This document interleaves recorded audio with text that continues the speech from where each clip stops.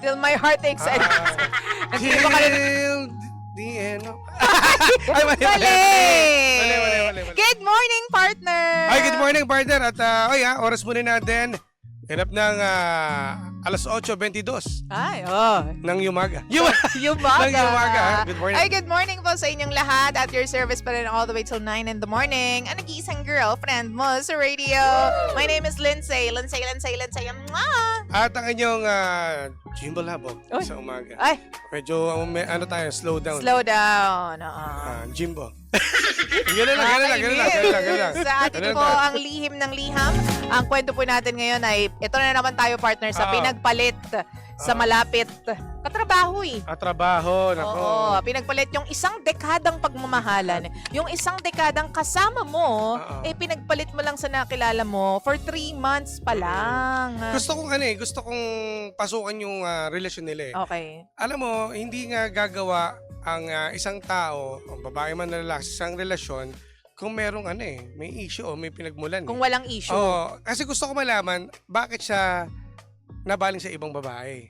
Bakit niya pinatulan yung office mate niya? Walang sabi kasi. Wala di ba? Wala na daw peace sa kanilang relasyon. Parang siguro nakikita ko nakakatakot naman yan. Ayon dun sa nasabi niya ng letter sender na parang uuwi na lang pagod, di ba? Wala nang time para makapag-usap sila. Wala na. Kasi may time doon sa office. Loko doon napapagod. May doon napapagod. Ikaw ba naman magdadakdak doon? Mga matatamis na salita mo sa opisina. Yung jowa mo doon. Wala ka nang, alam mo, iulitin mo pa yung sinabi mo doon sa office mate mo, dito sa jowa mo, na 10 dekada na. Ayan. Ay, 10 dekada. Grabe Isang dekada lang pala. Vampira yarn. Mali. Isang dekada na. Nakakalungkot lang, partner. Oo naman. Diba? Na yung kasama mo sa hirap at ginhawa, binaliwala mo lang dahil nakakita ka ng, ito bago, yung parang bagong kakilala, kumbaga bagong nagpakilig sa'yo. Bago yung amoy. Yan, bago yung itsura. Oo, yung texture. Texture! Kaya lagi nyo tatandaan kayo mga girls, no? Kayo mga kababaihan. Eto, tatampalin kita, umayos. Eto, seryoso to, tandaan nyo. O, sige. Kahit sabihin natin na 1 taon, 3 taon, 5 taon, o 1 dekada, no? Dapat, huwag nyong i-maintain kung ano yung meron kayo na sa isang relasyon. Ibig ko sabihin, kung nakasanayan, everyday ganun lang lagi, dapat there's something new. Dapat may bago lagi. Alam mo, Jim, it takes 2 to tango. Bakit kami lang? Hindi, ganito yun. Ibig sabihin, kami mga lalaki, parang, kasi sa isang relasyon kayong dalawa, magjowa kayo, minsan may lalaylay dyan eh. So, kailangan dapat, kapag alam mo yung partner mo, parang nararamdaman mo na wala nang gana, dapat bigyan mo ng konting spice up. Spice up para, di ba, para mas lalong mabuhay yung relasyon ninyo lalo, mas gumanda lalo at tumagal. Kaya nga. Kasi minsan kayo, pag yan... Aba, talagang kasalanan namin, ha? Amayos ka, Jim. Kasi minsan... Tandaan mo, alam ko bahay mo. Eto minsan kasi nangyayari. Alam niyo na yung partner nyo, ganyan na pala, laylay na, kumbaga, wala nang time sa pag mag-usap. Dati, talaga nakakain, makausap sa phone, lalabas o aalis, papuntang trabaho, kausap sa phone, yun, bilang nawawalan eh. So, ibig sabihin, gumawa rin kayo ng part, o ng way na para, teka lang, gagawa ko para hindi siya mawalan ng gana ulit. Kasi gano'n magtutulungan kayo eh.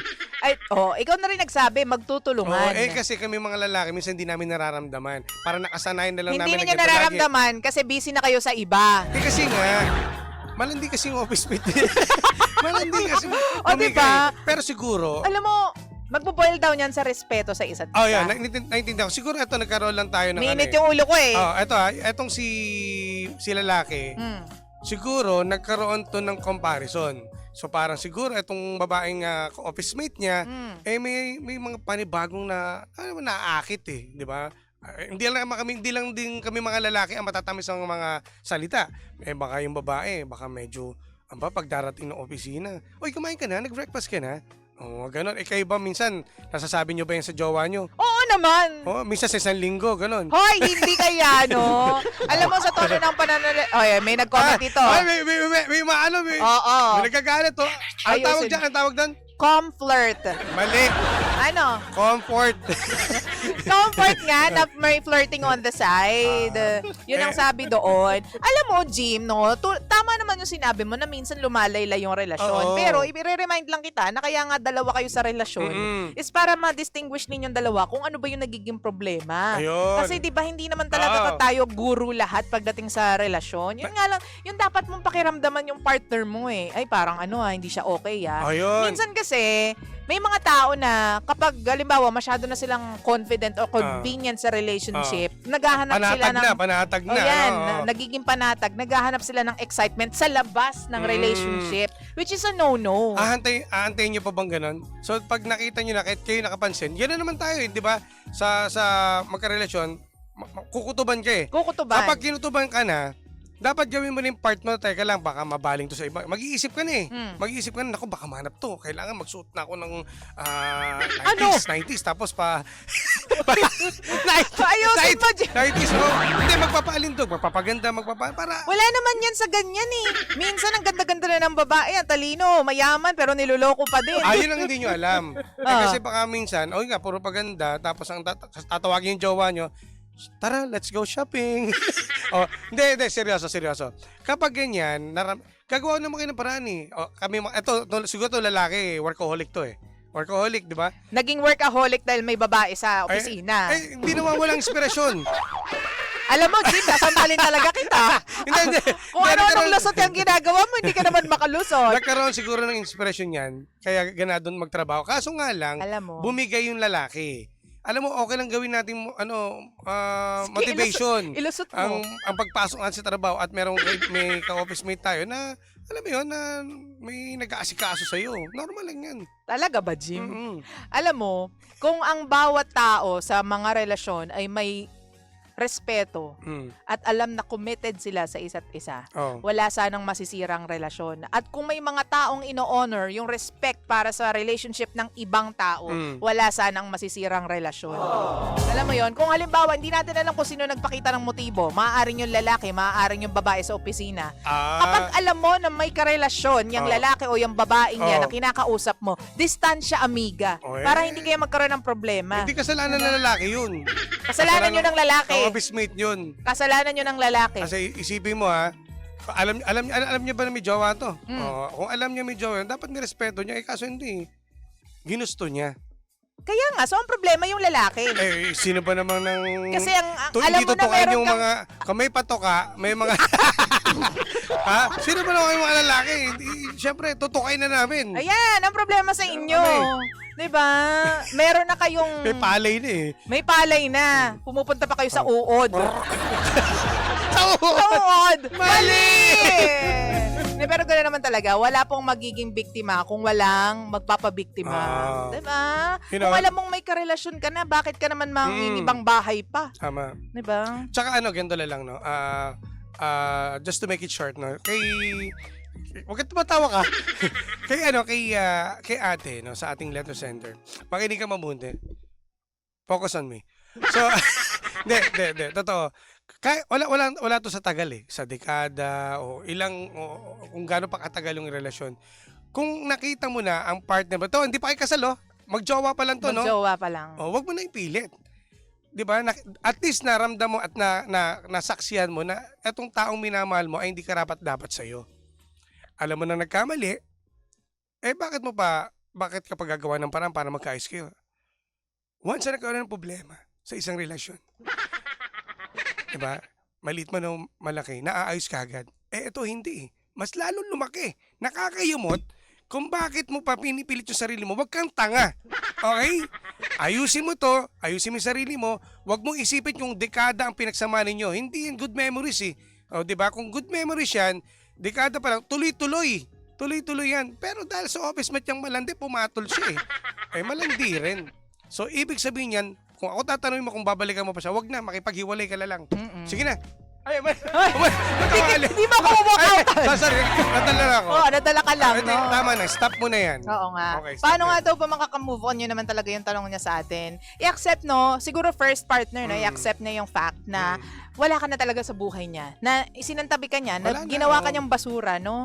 Talagang sinabi niya pa na wala na kasing peace sa relationship natin. Tsaka una sa lahat, hindi dapat ikaw ang manghinayang sa dekada niyong True. magkarelasyon.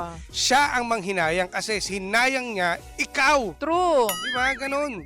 Minsan nasa atin din yung problema eh. 'Di ba? Yung wife responsibilities binibigay agad natin. Yung pagiging asawa, parang asawa, no? Kahit hindi naman tayo wife talaga. 'Di ba? Totoo yan. Hindi pa naman tayo kasal, pero binibigay natin lahat ng ng kumbaga privileges of a wife to guys like him. Ba't hindi naman namin sinisisi ko dahil ganyan talaga. Ganun Kaya nga, talaga diba, tayo magmahal. Ganun kayong, ang mga babayan talaga ganyan talaga magmahal. Oo. Sobrang, ano yun, kumbaga, di ba ngayon sa generation ngayon iba na kung paano magmahal ang mga kababaihan. True. Wife material. Wife material Andun na talaga. lahat. Andun na Oo. lahat. So ngayon, tama na. Ano, ito iyak mo lang yan. Madaling sabihin, pero wala tayo, no choice eh. Iyak mo yan, itodong iyak mo yan, then after that, lalakas na yung love mo. Oo. Makakahanap ka. At walang taong hindi magmamaset. Nako, marami. Sayang ka eh. Oo. Anong number niyan? Mali. Hindi ka dadagdag sa problema niya. Sorry. Nakakaloka ka. Ako, Comfort ko eh. yun, kailangan lang talaga i-accept mo yung fact. Doon pa lang na hindi ka niya pinahalagahan. Di ba, ipagpasalamat mo na lang na once in a lifetime, minahal mo yung isang taong katulad niya at Totoo. nagkaroon ka rin ng chance na mahalin ng isang tulad niya. Binigay mo lahat. Hindi Oo. ikaw nagkulang. At least, nalaman mo na kagad, hindi pa kayo kasal, ang totoong ugali ng jowa mo, ex mo na ito. Tawagin natin ex. Jowa, Yun na. oo. Diba? Yun naman talaga yung importante. May mga rason talaga, Panggano, kung bakit napapahiwalay sa atin ang isang tao. Siguro magle-level up tayo sa life. Siguro, hindi mo alam, may mga, alam mo yun, may mga destination na, that would require you to get him off your lane. Diba? Para aalisin kasi talaga ng universe ang mga tao kung hindi talaga siya kasama doon sa destination mo, sa susunod na level na pupuntahan mo. So, malamang sa alamang, hindi yan aksidenteng nangyari. 'Di ba? Kasi siguro sabi ng universe, sabi ni Lord, 10 taon, tama na yan. Hanggang dyan na lang ang kwento ninyong So, dalawa. lumabas na yung tunay na ugali. 'Di ba? Nakita mo na eh. Sabi nga nila, partner, share ko lang, minsan, paiiyakin tayo ni Lord or paiiyakin tayo ng pagkakataon kapag hindi tayo natututo sa leksyon na dapat natin makuha. Totoo. Kapag hindi para sa atin ang isang tao, sasabihin sa iyo yan ng katawan mo, iiyak ka, 'di ba, masasaktan ka. So, kasi kapag totoo yung pagmamahal para sa iyo ng isang tao, you will never cry. Yes. Cry out of joy. Yan. And hindi ka masasaktan kapag totoo yung pagmamahal na pinapakita sa iyo. Pero kapag madalas na yung pag-iyak mo, yung pagiging malungkot mo, ibig sabihin that's your body's way of telling you na hindi siya para sa'yo. Correct. Kasi nire-reject siya ng katawan mo, ng universe. Yun na lang yung panghawakan mo na signs. Totoo. Diba? Kaya ako naniniwala, if you love someone, you need to sacrifice and fight for love. Yan lang yan. So, ipapight niya yung love? Yung lalaki to para sa lalaki. Oo. Kasi hindi lalabanan niya yung tukso eh. Oo. Para lang sa taong mahal mo. Kaso, hindi nga. Muntik ka. Wag, mali. Muntik na. Sabi ko, kasi go eh. Go! Wala eh. Yun lang, ang gusto lang namin mangyari sa'yo ay magkaroon ka na ng peace of mind, ayusin mo yung sarili mo, at marami pa dyan. Wag kang magmadali. True. Siguro sa isang dekada kailangan mo munang asikusin yung sarili mo, magpahinga ka lang. Pahinga mo muna ang puso mo. Sige, pahinga ba? Aha. Tulog ka muna. Natulog muna ikaw at sa lahat po ng mga nasa radyo. Maraming salamat po sa pagtutok at pagantabay sa aming dalaman ni Jimbo kanina pang 4:00 ng umaga. Kaya mga bangga, muli po ako po yung Jimbo Licious DJ na Jimbo Labog sa umaga. Ako po si Jimbo. Ako naman po nag-iisang girlfriend mo sa radio. My name is Lindsay. Mwah! At kami po ang 106.7 Energy FM. Pangga, huwag mo sabihin radyo. Sabihin mo, Energy! DJ Lindsay at DJ Jimbo. Energy sa umaga.